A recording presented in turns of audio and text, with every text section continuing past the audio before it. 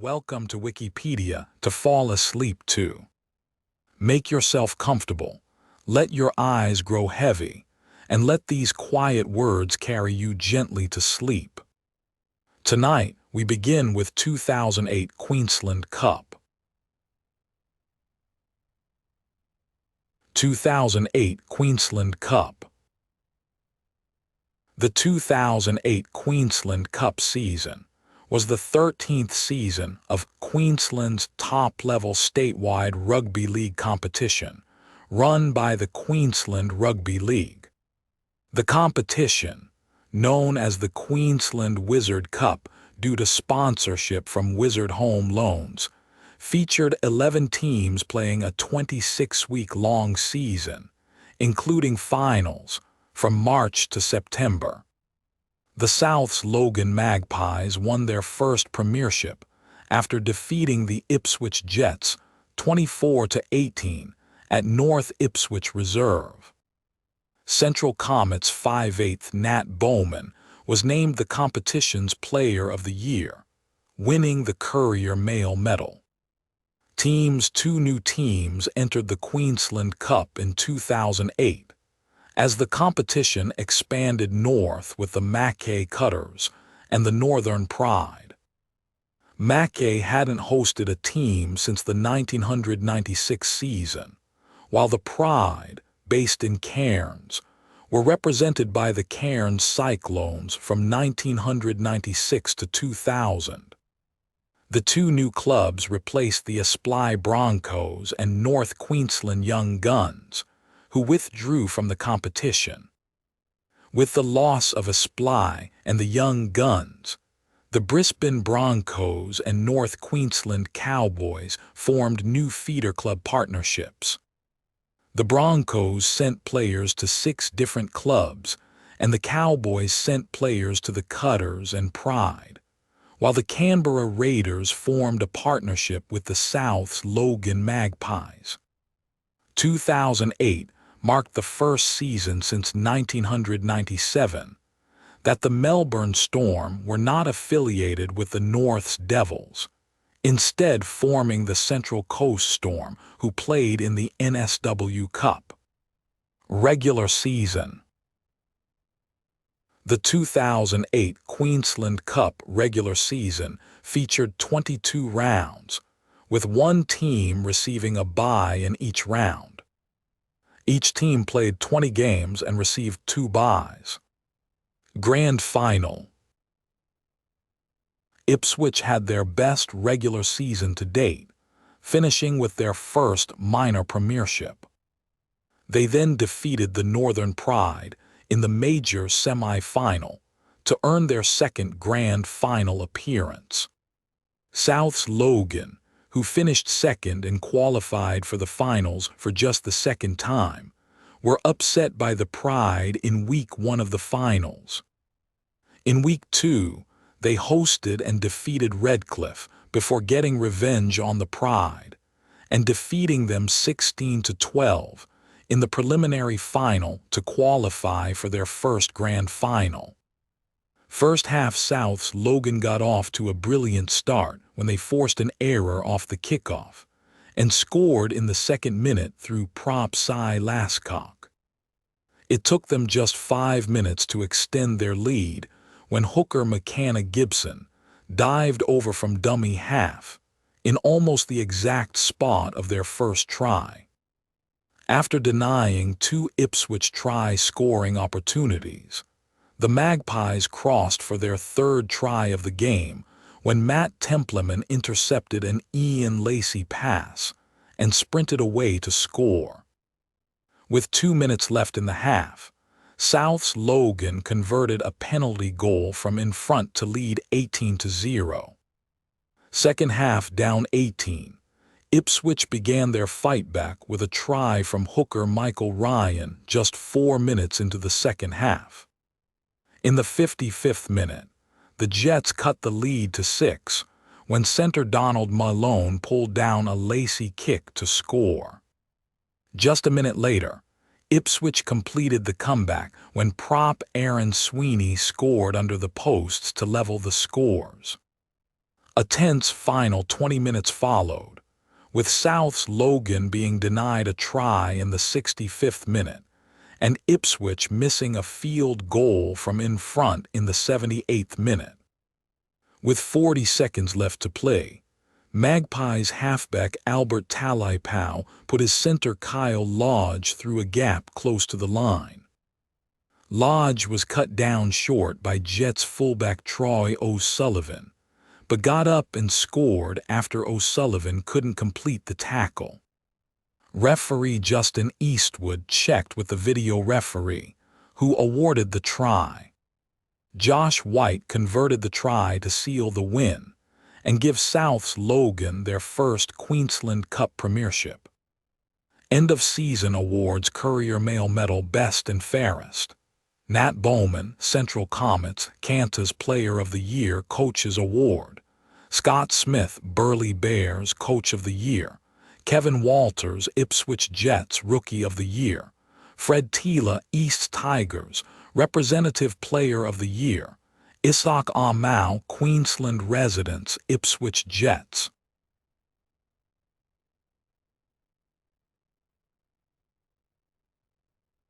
And now a new story begins. Pathare Prabhu Kanchole. Pathare Prabhu Kanchole. The Pathare Prabhu Kanchole cast is one of the two sections of the original Pathare Prabhu caste of Mumbai. The Pathare Prabhus had settled in Mumbai and the region thereabout in the 13th century, and gained prosperity during the development of Bombay by the British in the 18th century. The Pathare Prabhu Kancholes are a few hundred in number, and this section came into existence within the major caste in the year 1777 over a quarrel on the occasion of a marriage ceremony in the caste. This smaller section of the main caste is known as Kanchole Pathare Prabhus, as the dispute leading to the schism in the original caste had centered about a kanchole. That is a small vessel used for holding sandalwood paste for the purpose of anointing, in honor, the foreheads of guests. Division: the incident causing the split in the greater Pathare Prabhu caste occurred in the year 1777, when, during the marriage ceremony in the caste, a small boy assigned the job of anointing the guests' foreheads with sandalwood paste failed to do so in case of one elderly guest. The guest took that delinquency on the part of the boy as a deliberate attempt of insult and cursed outrageously at the boy, on which the boy, out of boyish rage, threw away the kanchole in hand, which, by accident, struck another guest. In the ensuing mayhem, different members of the community took either the side of the boy or the side against him. The side against the boy being larger in number decided, on the spot, in the heat of the moment, to sever the relations with the boy-supporting smaller group. The estrangement between the two groups only grew as the time passed, and due to their separation from the bigger community, the smaller faction was unable to arrange suitable marriages for its members for the next 60 years, because of which its number shrank to the 300 from the original 400. Thereafter this Kanchole faction imperatively had to scatter in the nearby regions, marrying with the women from the other Suryavanshi and Samvanshi castes of Mumbai and nearby areas. The smaller group had no qualm in retaining their original culture, customs, festivals and food habits, family goddess and gotra, which they have been retaining till date. Both the Kancholes and the non-Kancholes consider themselves to be the true Pathare Prabhus, as each of the groups is a faction of the original community, which divided on the pretext of a quarrel in the marriage ceremony, wherein all the members of the caste were invited as per the custom of that time. In 1929, Sri Shankaracharya Dr. Kurt Cody was the Shankaracharya that time, in the role of the arbitrator that had assigned him by both the groups, had produced a written religious instruction in favor of the unification of both the groups. However, his instruction was turned down by the larger group out of impudence derived from the majority status held by them.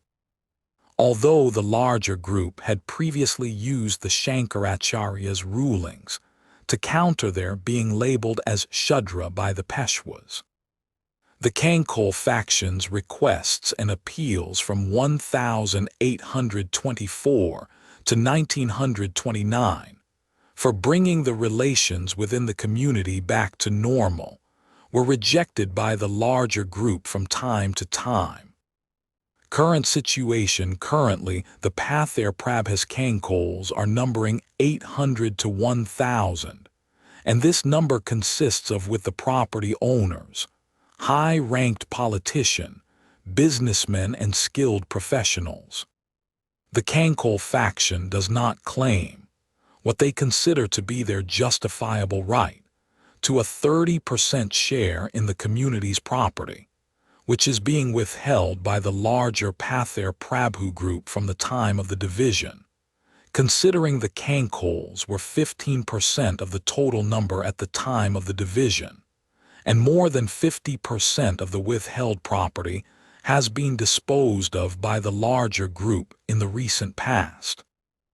Due to small number, the Kancholes continue to marry into the other Maharashtrian communities of the claimed Kshatriya lineage, including the larger group. So do the larger Pathare Prabhu group due to their depleting number.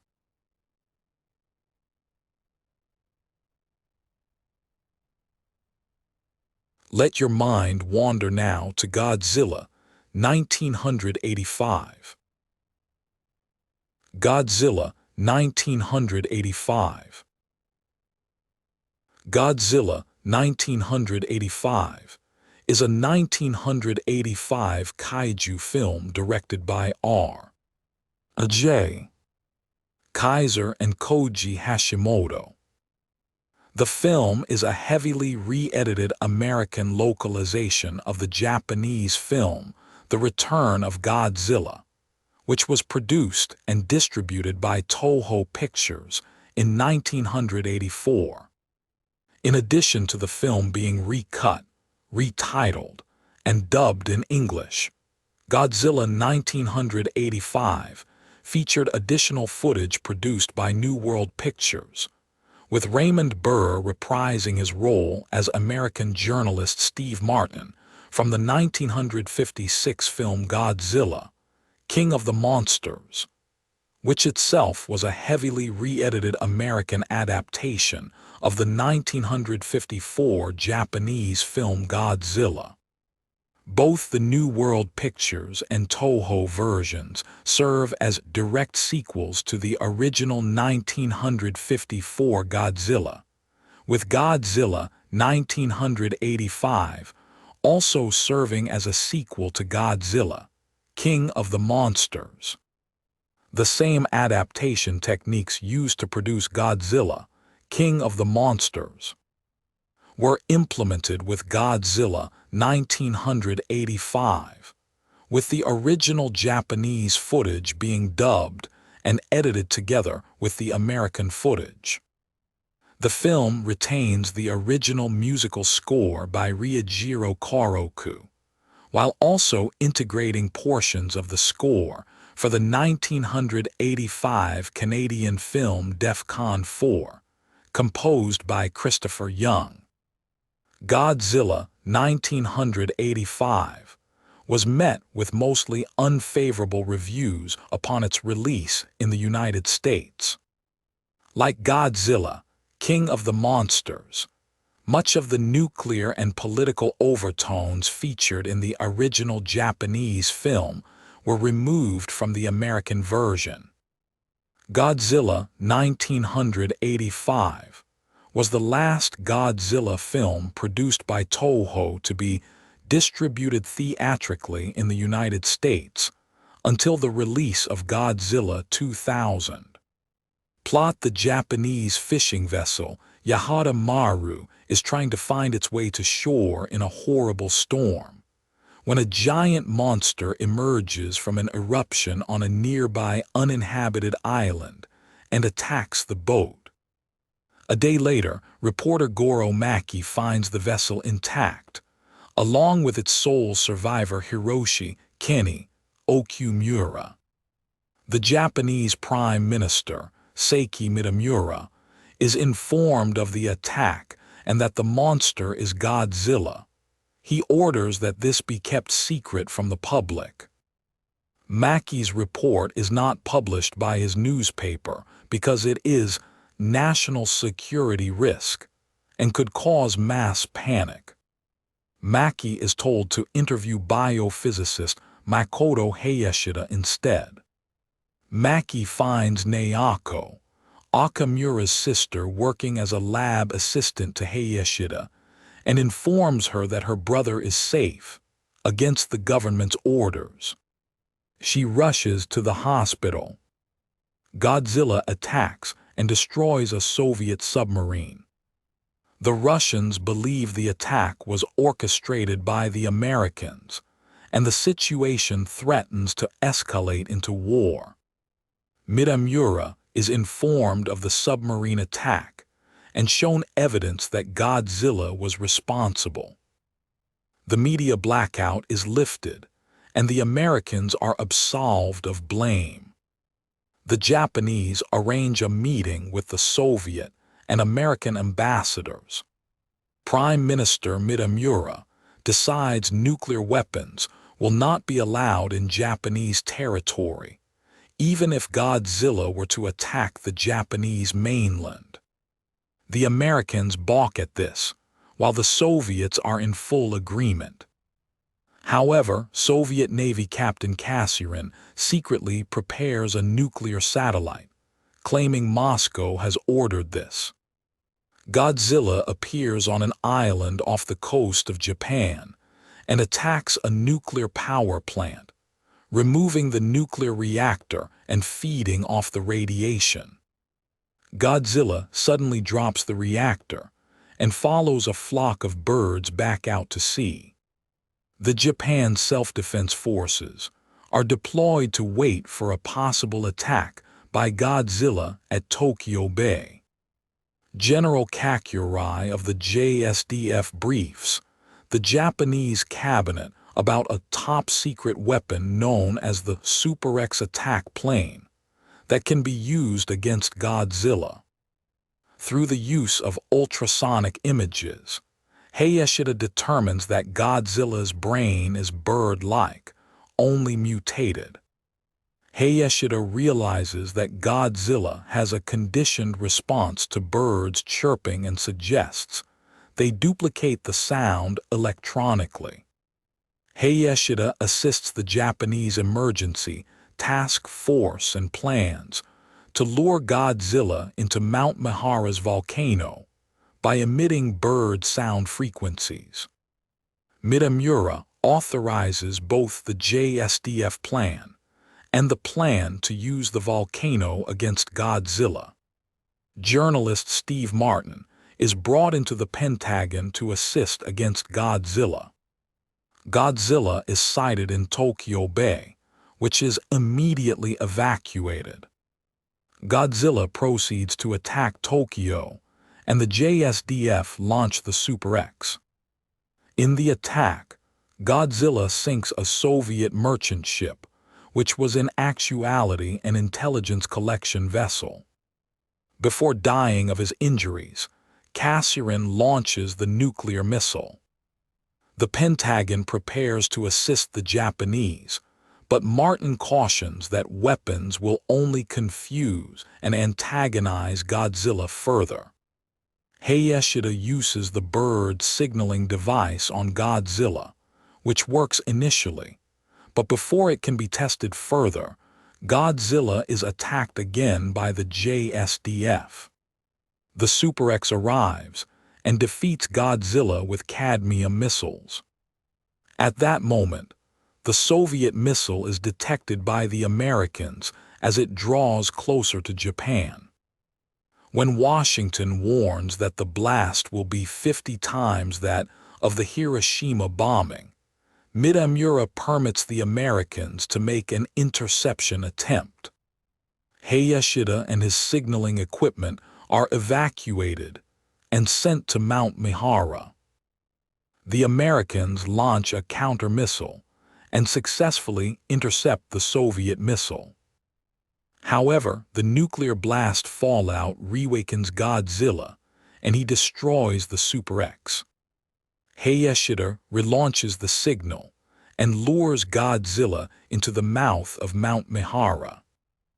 Using explosive bombs to cause the mountain to erupt, Godzilla becomes imprisoned after falling into the volcano. Gassed.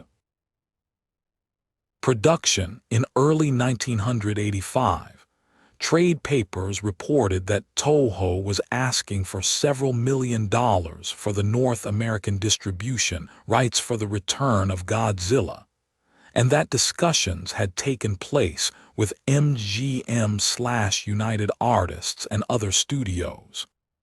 At one point, a Toho spokesman complained that the best offer ponied up by an unnamed Hollywood studio was in the $2 million range. The bidding war didn't last long, and Toho got far less money. By May, the new Godzilla film had been passed over by the majors and fallen instead into the hands of indie distributor New World Pictures. New World gave budget breakdown for Godzilla 1985. The production budget was $700,000, including $500,000 to lease the film from Toho and $200,000 for filming the new scenes and other revisions. The marketing budget was a further $5 million for prints and advertising, adding up to a total budget of approximately $2 million. After acquiring the return of Godzilla for distribution in North America, New World put producer Tony Randall in charge of adapting the film for U.S. audiences. Randall and New World believed that the return of Godzilla had so much inescapably goofy content that Americans would never take it seriously, and the only way to make it a success was by emphasizing its campiness. Their initial plan was to dub the Japanese footage into English in a straightforward, no-nonsense manner, and add in new scenes with American actors, which would add the desired comic relief. 2 screenwriters were recruited. Lisa Tomei wrote the script for the dub, and Straw Weissman wrote the script for the new scenes. Randall eventually decided to red idol the film Godzilla 1985, inspired by one of his childhood favorites, Frankenstein 1970. Around 10 minutes of new footage was added for the New World adaptation, most of it at the Pentagon. New World originally planned to tap Lorne Greene as the star of these new scenes. Still, Randall suggested that casting Raymond Burr would be a good homage to Godzilla, King of the Monsters, as Burr had performed the same duty of starring in new American footage for that film. According to Randall, Burr was enthusiastic about the film when offered to reprise the role of Steve Martin, but after being signed on, he made several unusual demands. The new footage was shot over 3 days, but Burr was only on the set for the first day and was adamant that he would work no more than 8 hours, forcing the director to focus on shooting Burr only and save reaction shots for later. Burr also refused to memorize his lines, insisting that teleprompters be strategically positioned around the set instead, despite the logistical difficulties this presented for the crew. Burr also made clear that he took the concept of Godzilla as an anti-nuclear allegory seriously and would not treat it as a joke. Warren Kemmerling also refused to perform comic material, though not out of respect for Godzilla, so the script was revamped to reassign all the comedic lines to Travis Swords. Filming of the new footage was done at the Raleigh Studios in Los Angeles and a house in Malibu. The War Room was a large montage of the War Room from the Philadelphia Experiment, another film from the same studio. The poster image was the same as for the Japanese version, but a green tinting was added to Godzilla's charcoal gray skin, and the Soviet attack satellite in the upper right corner was removed. Dr. Pepper launched a US $10 million advertising campaign for the film. The soda brand is prominently featured in the new footage, such as a vending machine at the Pentagon. Changes much of the original version was deleted or altered. Here is a partial list of the changes. Shortened Godzilla roars and the crew falls, whereas the audience sees Steve Martin Burr after Godzilla roars. Goro Maki, Ken Tanaka's fight with the giant mutated sea louse. The louse's voice was changed. The scene where Naoko Okumura, Yasuko Sawaguchi, learns her brother Hiroshi Okumura, Shin Takuma, is alive.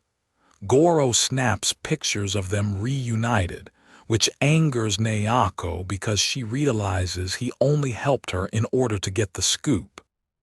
The meeting between the Japanese Prime Minister Seiki Mitamura, Keiju Kobayashi, and the Russian and American ambassadors. Also deleted was a scene following the meeting in which Mitamura explains to his aides how he was able to reach a consensus with both sides. Furthermore, in the Americanized version, this scene appears before Godzilla's attack on the nuclear power plant, whereas in the Japanese version, the scene appears after Godzilla's attack. Added part of Christopher Young's score from DEF CON 4 in several scenes, including Godzilla's attack on the Soviet submarine, the scene where the SDF Armored Division arrives in Tokyo Bay, and Okumura's near-death experience during the helicopter extraction in Tokyo. Stock footage from Godzilla, King of the Monsters was added as the Americans are talking about Godzilla's first appearance, but mentioned that the attack happened in 1956 rather than 1954. Godzilla, King of the Monsters' release year was 1956. After the Super X hits Godzilla with cadmium missiles, it lets out its Showa-era roar before collapsing. This was not heard in return. Altered in the scene in which the vagabond Tetsuya Takeda helps himself to the food in a deserted restaurant, the distant sound of Godzilla's footsteps was added to the US version. Almost all of Godzilla's rampage through Tokyo. Scenes of a crowd fleeing Godzilla that appeared later in the Japanese version were moved to an earlier point in the movie, and corresponding footage of them gathering around Godzilla after it is knocked out by the Super X was removed. The Super X fight was rearranged, and various other scenes of destruction were either placed in a different order or deleted completely. Godzilla's first attack on the nuclear power plant. The security guard, Koji Ishizaka, who first sees Godzilla, is heard screaming as Godzilla walks overhead, implying he is stepped on by Godzilla, whereas no such scream is heard in return. Okumura's first name is changed to Kenny. Godzilla's attack on the nuclear power plant is earlier in the story, before the discussion of the Super X and the defense of Tokyo, the opposite order of return. In the original film, the Americans are shown to be just as helpless as the Soviets when facing up against Godzilla, whereas in this version, they are given a far more heroic role, with great emphasis being placed on their launch of a nuclear missile to destroy a deliberately launched Soviet missile, which was launched by accident in the original film. Deleted all shots which employed a life-size replica of Godzilla's foot, mostly seen near the end. Only one shot of the big foot crushing parked cars during the nuclear power plant scene was kept. A shot of an American nuclear missile satellite in space. Professor Nakoto Hayashida, Yasuke Natsuki, and Naoko making a wave generator. Professor Hayashida showing Okumura photographs of Godzilla's 1954 attack, and later discussing the mutant sea louse with official Noboru Henmei, Kunio Murai, at the police hospital. Goro calling his editor Kitagawa, "Take Nori Imoto from an island." The theatrical release of the film in the United Kingdom was also edited, removing the sea louse attack. This was due to the British Board of Film Classification, BBFC, feeling that the scene was too scary, with the BBFC examiner report declaring that the uncut scene would simply frighten kids under the seats, never to re-emerge, and wouldn't pass with a rating lower than 15 unless it was cut. Otherwise, the report said that Godzilla 1985 would be great fun for the kids after the cut was made, and so the further edited film was given a PG rating. When it was released on VHS in the UK, the film was presented with the sea louse included, as the board deemed the scene less frightening on a smaller screen. The scene was also retained when Carlton Home Video released the original Japanese version of The Return of Godzilla on VHS as well, both being released with the PG rating.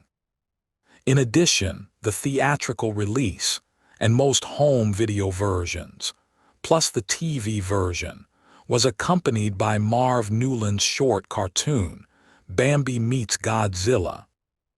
The North American version, with the added Raymond Burr footage, runs 87 minutes, 16 minutes shorter than the Japanese version. The closing narration, spoken by Raymond Burr, is as follows. Nature has a way sometimes of reminding man of just how small he is. She occasionally throws up the terrible offspring of our pride and carelessness to remind us of how puny we really are in the face of a tornado, an earthquake, or a Godzilla. The reckless ambitions of man are often dwarfed by their dangerous consequences. For now, Godzilla, that strangely innocent and tragic monster, has gone to Earth.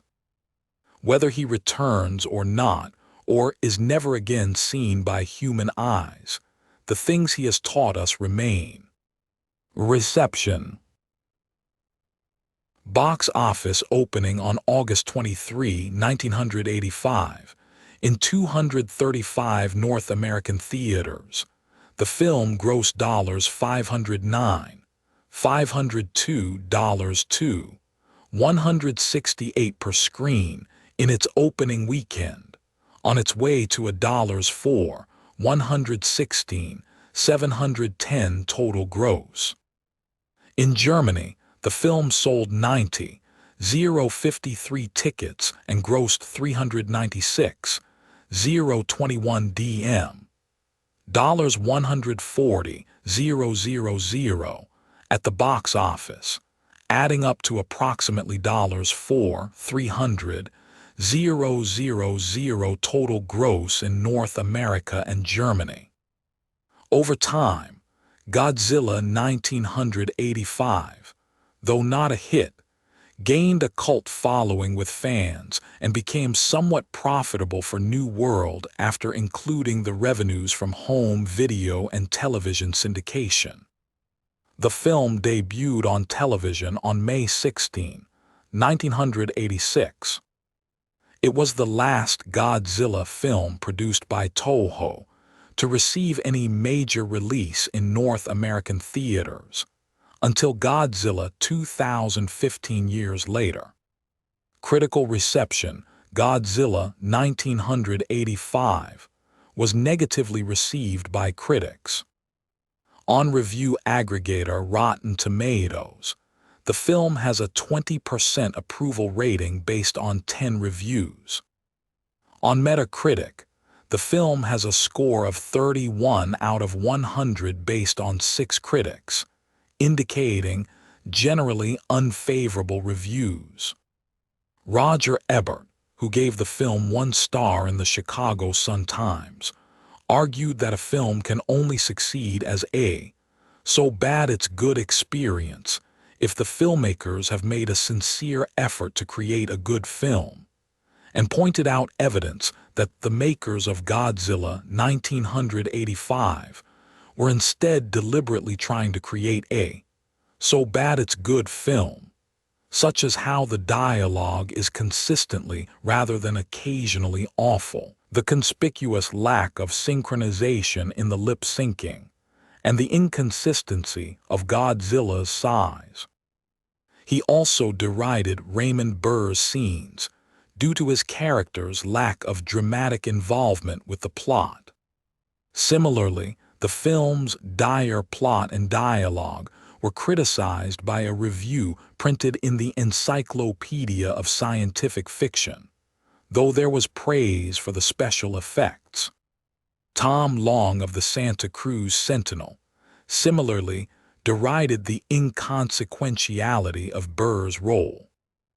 While Long considered the film more successful as a so bad it's good experience than Ebert did, he felt the appeal got old after the first half hour.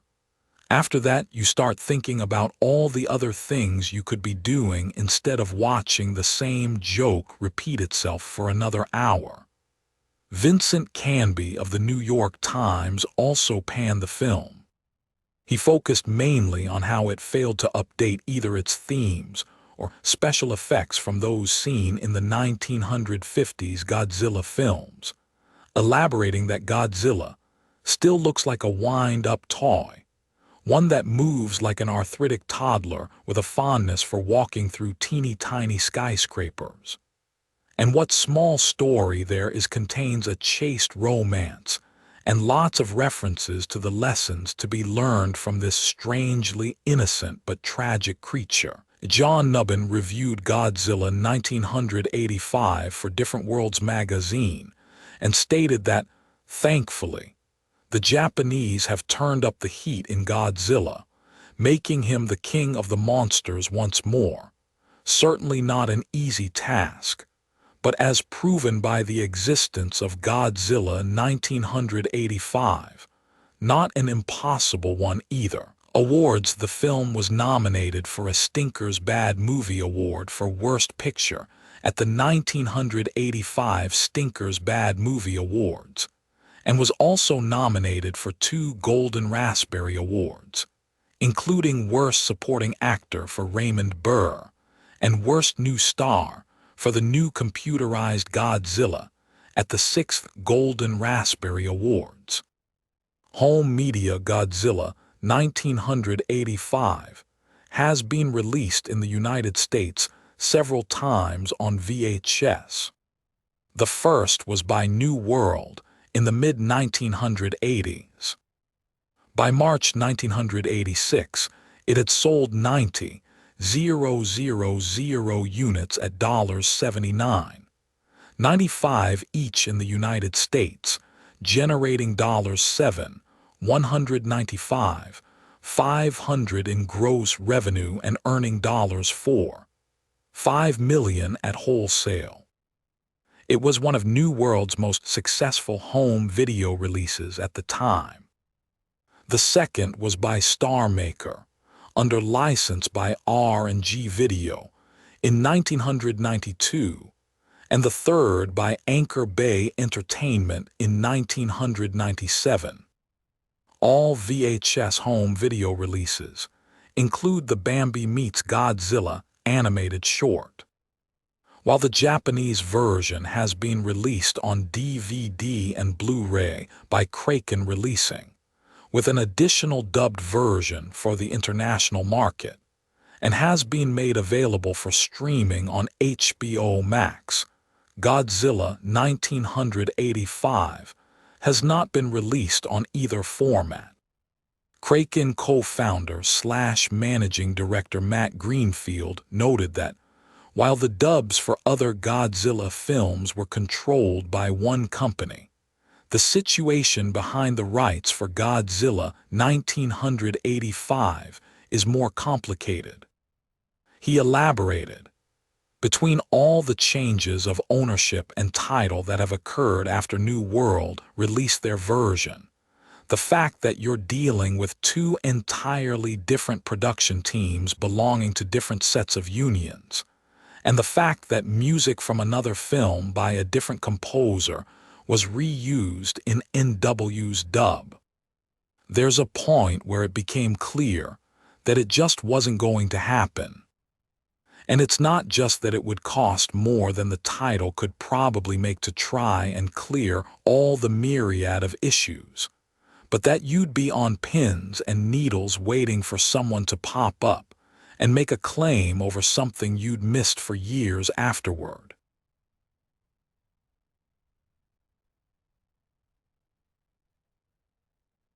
Let us drift gently now toward William Welsh, RAF officer.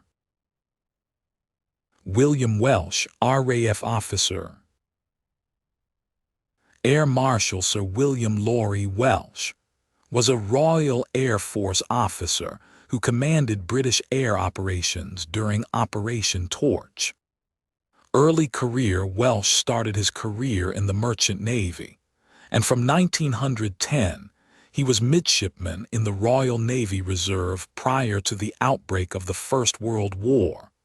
Welsh joined the Royal Naval Air Service in November 1914 as a pilot at Arnas Calshot. During the early years of the war, Welsh acted as a test pilot and became one of the first pilots to fly a plane off an early carrier, flying a Sopwith Schneider floatplane off HMS Campania, while sailing at approximately 18 knots on 6 August 1915. He again repeated this on 3 November with the ship sailing at full speed. Welsh was shot down while flying a Sopwith Baby seaplane, landing only 6 miles northeast of Dunkirk on 23 April 1917, although he was unhurt in the crash. In 1918, Welsh received his first command as head of No. 17 Squadron Arnas, which became No. 217 Squadron on the formation of the RAF, and then went on to command No. 214 Squadron from January 1918.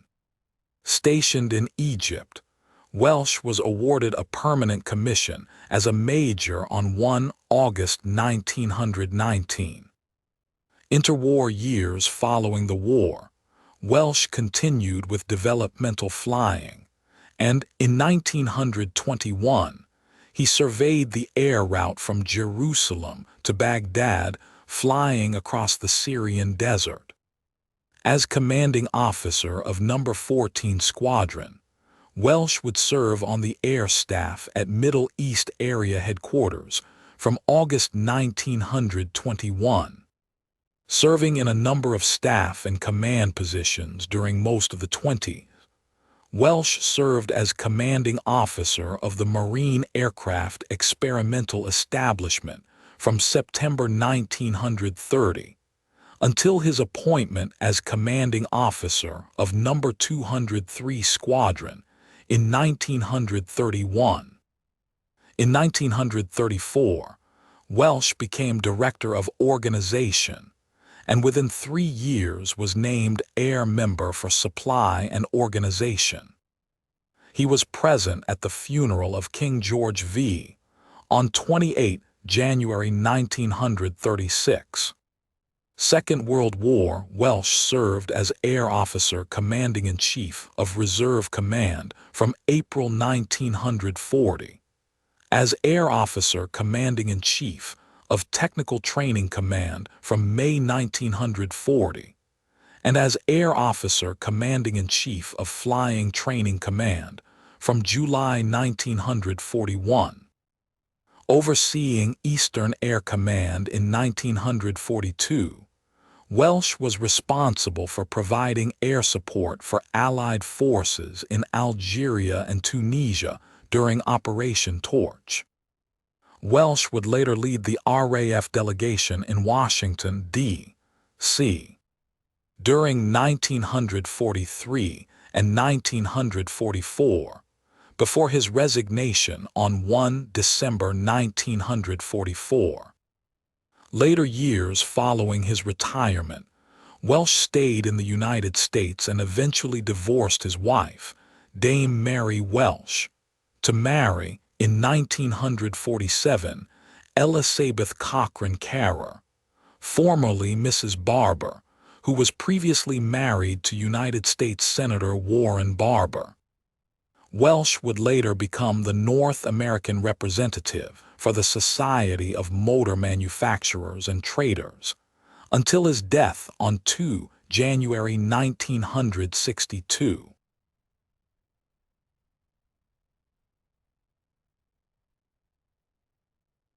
Let your mind wander now to Battle of Syca. Battle of Syca. The Battle of Syca was a military engagement between the Abbasids and the Byzantine army. The Abbasids launched a raid into the Isaurian city of Syca, but they were surrounded by a Byzantine army. A fierce charge by the Arabs broke the Byzantines and routed them, allowing the Arabs to return home safely.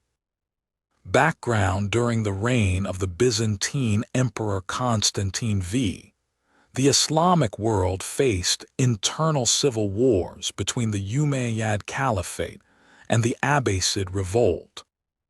The Umayyads were overthrown, and the Abbasids came as the new emerging power.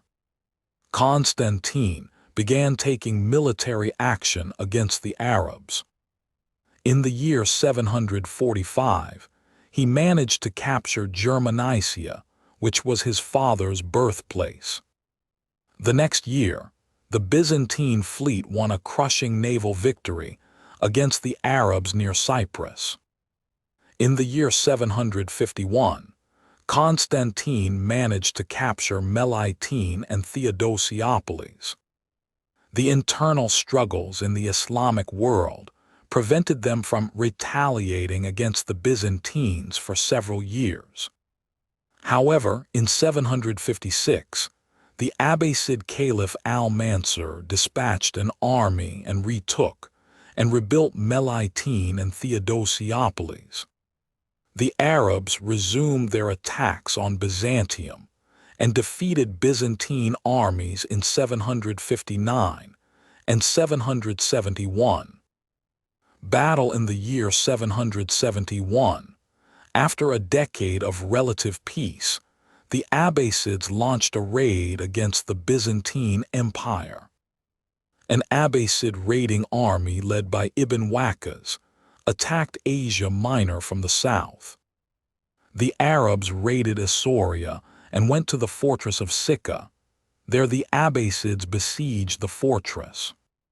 Hearing the news of the Arab raid, the Byzantine emperor, Constantine V, wrote to the strategos of the Anatolic theme, Michael Lachynodrakan, alongside Manes of the Bucellarian, Bardanes of the Armeniac, and Petronas of the Sibir Helot, to join forces together and march against the Abbasids in Syca. The Byzantine fleet of the Sibir Helots reached Syca's harbor and anchored there. Meanwhile, the three main thematic armies, which consisted of cavalry forces, seized the rugged pass, which was the Abbasids' main exit route, thus successfully cutting his escape and trapping him in the defiles. The Abbasid commander lost all hope for himself, but out of desperation, he began encouraging and inspiring his troops to fight back. The Arabs charged at the Byzantine cavalry forces while shouting their war cries, broke through their lines, killing many and routed them. After their victory, the Arabs captured a considerable amount of plunder and began ravaging the countryside. Afterwards, the Arabs returned home safely. Aftermath: the Byzantine emperor asked for a truce from the Abbasid Caliph al-Mansur, but got no results. Constantine would pass away in the year 775.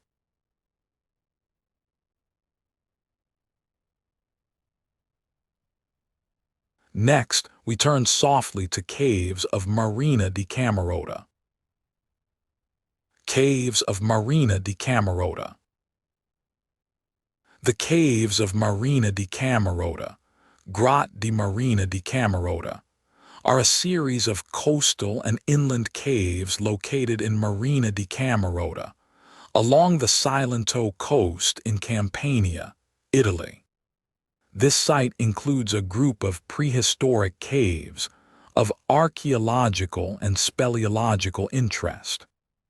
Excavations conducted since the 1950s have identified evidence of human presence from the late Middle Paleolithic to the Chalcolithic period, documenting successive phases of prehistoric human presence along the southern Tyrrhenian coast. Location: the caves are located along the Cilento coast in southern Campania, Italy, within the Cilento, Vallo di Diano and Alberni National Park, a UNESCO World Heritage Site. They are situated near the village of Marina di Camerota, in the province of Salerno, overlooking the Tyrrhenian Sea.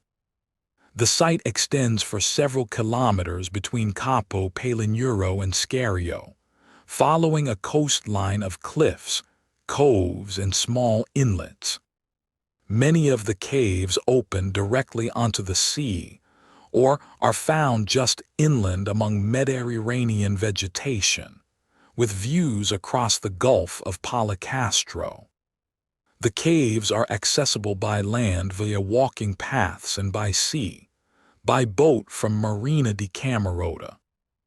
Geology: coastal geomorphological studies conducted in the vicinity of the Baia degli Infreschi area indicate that the Camerota cave system developed in connection with late Quaternary sea level fluctuations. The caves were formed through the gradual erosion of Mesozoic limestone, through water and marine action over thousands of years.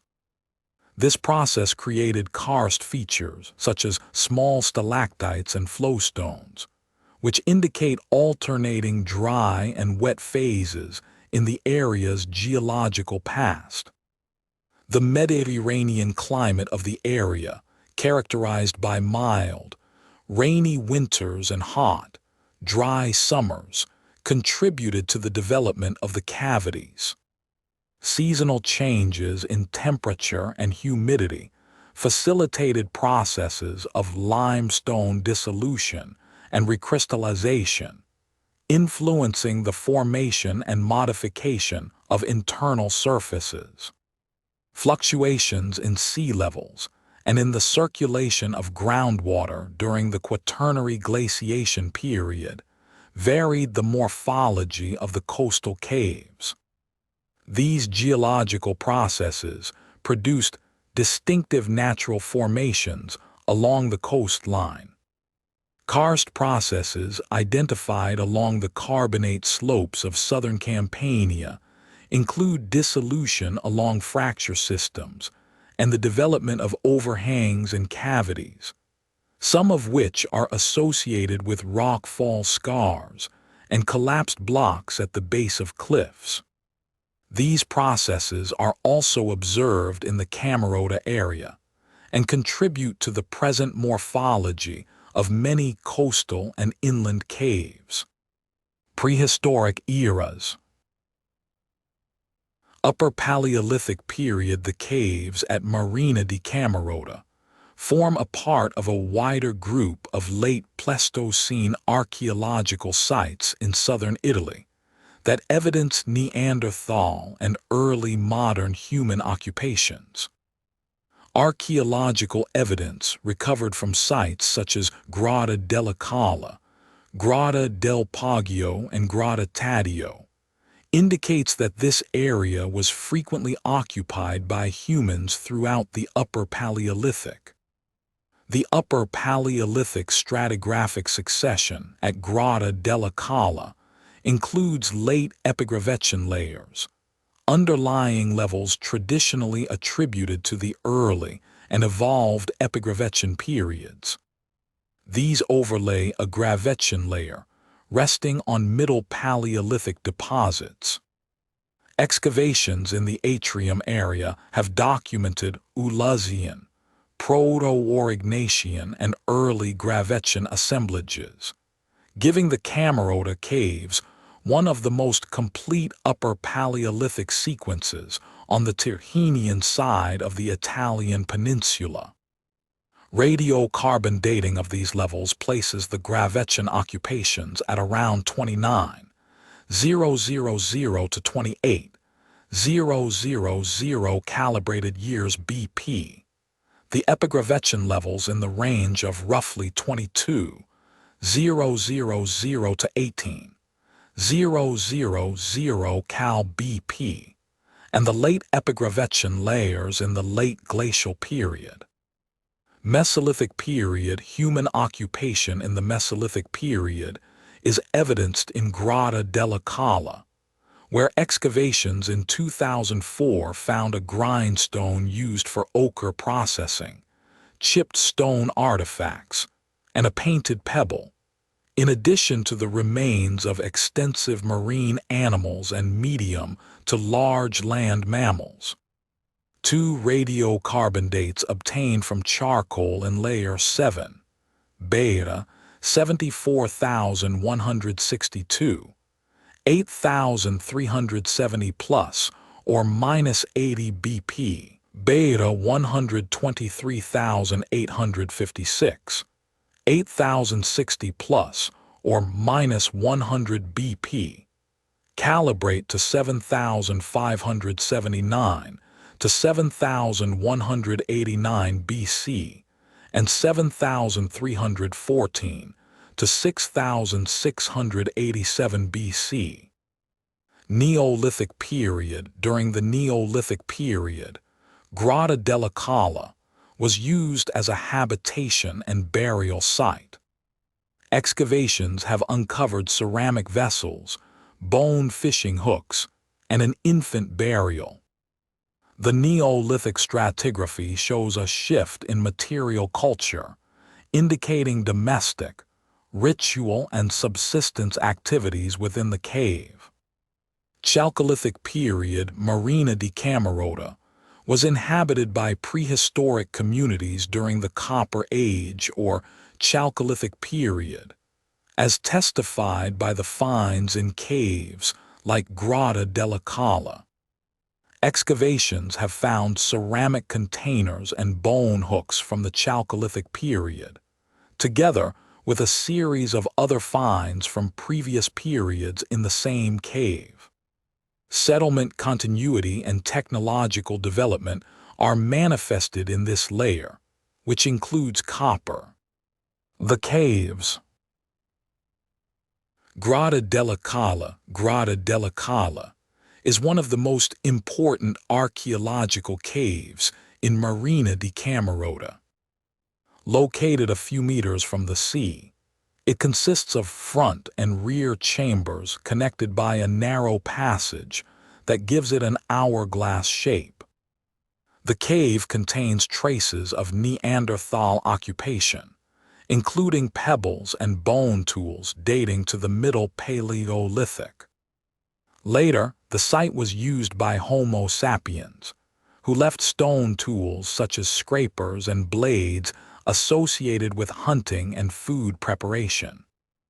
Archaeological research has documented a long sequence of prehistoric occupation, including a Mesolithic layer containing a hearth, a grindstone covered with red ochre, a painted pebble, and numerous terrestrial and marine faunal remains. Stone artifacts include side scrapers, end scrapers, and microliths. Several shells show piercings and traces of ochre, suggesting their use as personal ornaments. 2 radiocarbon dates on charcoal from this layer calibrate to 7,579 to 7,189 BC and 7,314 to 6,687 BC, indicating human activity during the early Holocene period. Recent work on the lithic assemblage from Layer O in the internal series has reassigned this level from the Evolve to the early Epigravettian period, on the basis of its production schemes and typology. A techno-typological and low-power useware study of 41 backed pieces and shouldered points from this layer identified several armatures used as mechanically delivered projectiles, alongside semi-finished pieces and tools used for cutting or piercing. The same study shows that some of the cherts used for these implements are non-local, suggesting contacts between groups on the southern Tyrrhenian and central, southern Adriatic sides of the Italian peninsula. Faunal remains from Layer O are dominated by red deer, with additional wild boar, roe deer, aurochs, and caprines, indicating hunting focused on ungulates in largely wooded environments with some open habitats. The cave contains installations developed by the University of Siena in collaboration with the superintendents and the management of the Virtual Museum of the Paleolithic of Camerota, including archaeological finds and dioramas in sections of the excavated cave floor, depicting scenes from prehistoric daily life. The cave is open to the public and accessible through guided tours organized by local associations in Marina di Camerota. Grotta del Poggio, the Poggio complex, is situated on a spur east of Marina di Camerota. It originally consisted of a large natural cavity, which collapsed during the Pleistocene period due to water erosion to form the current shape, now known as Riparo del Poggio. The site contained substantial evidence of Neanderthal occupation dating to the glacial period of the Middle Paleolithic, with occupation levels dated to between approximately 200, 000 and 140, 000 years ago. The principal archaeological remains consist of stone tools, including points, blades, and scrapers, and human remains, specifically a molar and an ankle bone, as well as bones of extinct animals such as elephants, Paleoxodon antiquus, and rhinoceroses, some of which exhibit evidence of butchering by early humans. Ongoing excavations conducted by Italian universities have established Grotta del Poggio as one of the most significant Paleolithic sites in Italy. Since 2022, the site has been included in a European research project focused on Neanderthals and early Homo sapiens. Grotta della Serratura, also known as Grotta della Chaiev, is a deep cave situated along Lenticelle Beach in Marina di Camerota. The cave's name comes from its distinctive keyhole-shaped opening, which led to its being called Serratura. It is a large archaeological site, with evidence of ongoing human activity and settlement during both the Paleolithic and Neolithic periods. The site has been partly eroded by the sea, with the best preserved deposits occurring 50 meters from the entrance where erosion has been minimal. Excavations have uncovered evidence of Neolithic human activity, including isolated human remains, bone tools, decorated shells, and numerous hearths indicating the controlled use of fire. Painted pebbles adorned with red ochre have been found, suggesting symbolic or ritual practices. Faunal remains within the cave indicate a broad subsistence strategy, with the consumption of terrestrial animals, birds, mollusks, and marine fish such as eels, Sparus aurata, and Pagulus pagulo. Grotta del Naglio is a small coastal cave situated east of Marina di Camerota, near Porto Infresci. The entrance is about 3 meters above sea level and faces the Tyrrhenian Sea. Archaeological surveys indicate possible evidence of prehistoric use, suggesting that the site may have served as a temporary shelter or fishing station during the Late Stone Age.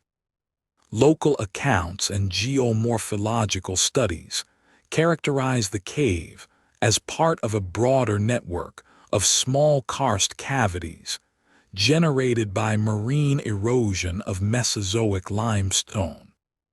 The cavity measures approximately 8 by 4 meters and is designated as a coastal karst feature. The cave is not accessible to the public due to its significant geological and archaeological preservation, and its position within the Cilento and Vallo di Diano National Park. Cala Monte di Luna is a coastal rock formation west of Marina di Camerota. The cliff forms a semicircular wall resembling a large cylinder, with an arched opening said to evoke the waning moon. The wall rises approximately 150 meters above sea level, displaying erosion features and coastal vegetation. 3 rock stacks stand in front of the arch, a feature locally compared to the sea stacks of Capri. The site is part of the coastal karst system of the Cilento region and situated within the Cilento and Vallo di Diano National Park. The site forms part of the coastal limestone system of the Cilento region and contains karst caves, erosion features, and coastal vegetation. Local descriptions report that the marine cavities in this sector of the coast were used as shelters and storage spaces in antiquity, including during the Roman period. Grotta di Pozzallo is a small coastal cave that opens directly onto the sea near Pozzallo Beach.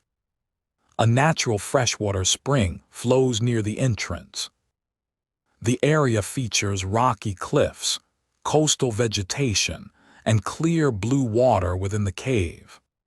No archaeological excavations have been reported at this cave. It is part of the same coastal karst system as Grotta della Cala and Grotta della Cerrecura. Grotta di San Biagio is located at an elevation of approximately 40 meters above sea level, with a vertical extent of 6 meters and a total development of about 15 meters. It is unique from the other caves of Marina di Camerota due to the presence of a chapel carved into the rock. Inside the chapel is a 16th-century fresco depicting the Madonna and Child, Saint Barbara, Saint Blaise, Saint Anthony, and a penitent woman. According to local tradition, the sanctuary was built by monks between the 10th and 11th centuries, possibly refugees from Byzantine iconoclasm. A legend tells of a woman devoted to Saint Blaise, who was saved from a falling boulder after invoking the saint's name. The site remains a place of local devotion, and a Mass in honor of Saint Blaise is celebrated annually on or around 3 February, his feast day. The cave is registered in the Elenco Catastale del Grotte Naturali della Campania. Grotta Taddeo Cave, locally known as Grotta di San Taddeo, is situated on La Calenca Beach, near the center of Marina di Camerota. The cave is named for its stalactites and stalagmites, which are said to resemble Saint Thaddeus. Local legend tells of a fisherman who, after 3 days without a catch despite praying to the saint, struck and disfigured the figure with an oar. The cave opens a few meters above sea level in the limestone cliffs of the Silento coast. It consists of a small elliptical chamber, approximately 16 by 10 meters in size, with a stratigraphic sequence including a reddish sandy layer that yielded both human and faunal remains. Excavations carried out in 1967, first described by Vigliardi in 1968, revealed a simple stratigraphy with a base of Tyrrhenian sandstone, a reddish sandy archaeological deposit, and an upper speleothem crust, attributed to the late Pleistocene. 4 fossil human teeth were recovered from this layer, associated with a Mousterian lithic assemblage. Subsequent analysis confirmed that 3 of the teeth, a lower left canine, a right premolar, and a right first molar, belong to Neanderthals, while the 4th displays mixed traits within Neanderthal variation. The same layer contained faunal remains attributed to hippopotamus, rhinoceros, red deer, roe deer, ibex, wild boar, aurochs, and horse, reflecting a mixed landscape of open grassland and freshwater habitats. The lithic artifacts recovered, including side scrapers, denticulates, and retouched splinters produced on Levallois flakes, correspond to the Mousterian technocomplex typical of southern Italy during the late Middle Paleolithic. Grotta Taddeo is interpreted as a short-term Middle Paleolithic shelter, used by Neanderthal groups for hunting or temporary occupation, rather than a permanent settlement. Grotta del Toro is a coastal sea cave located along the shoreline of Marina di Camerota. The name derives from a rock formation inside the cave that resembles the head of a bull. The cave opens directly onto the sea and is accessible only by boat, as there is no land entrance. To date, there are no published archaeological or speleological studies on the site, and it appears to hold primarily geomorphological and scenic interest rather than evidence of prehistoric human activity. The cave has an elevation of -5 meters, a total vertical drop of 9 meters, a planimetric development of 2 meters. Grotta Azzurra. Grotta Azzurra is a sea cave located between Marina di Camerota and Capo Palegnuro. Its name refers to the blue reflections created when sunlight enters the chambers and lights up the water. The cave is found in a limestone area prone to dissolution and marine erosion.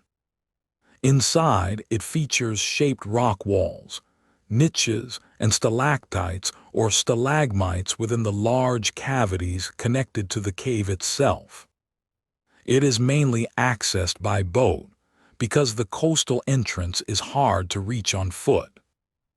The site is a common stop on local boat excursions and is subject to regulations designed to protect the marine environment, including seagrass meadows of Posidonia oceanica grassland. Other registered caves in the commune of Camerota. The following additional cavities are registered for the commune of Camerota in the Federe Zioni Speleologica Campana Catesto. Paleolithic Virtual Museum, MUVIP. The MUVIP, the Virtual Paleolithic Ecomuseum of Marina di Camerota, is a small museum that presents information on the caves of the Camerota coast and their prehistoric occupation through multimedia displays and digital reconstructions. The exhibition includes images, videos, and interactive stations illustrating local archaeological research and the Paleolithic landscape. The museum contains a section on Camerota's pottery tradition. It documents the work of local potters, known as Kanchole, who continue to produce traditional forms such as the mummuli, two-handled jars for water and wine, and the quartux, large containers typically carried on the head, using a foot-operated potter's wheel and coil-building techniques. That is all for tonight. Let the silence settle in. Sleep well.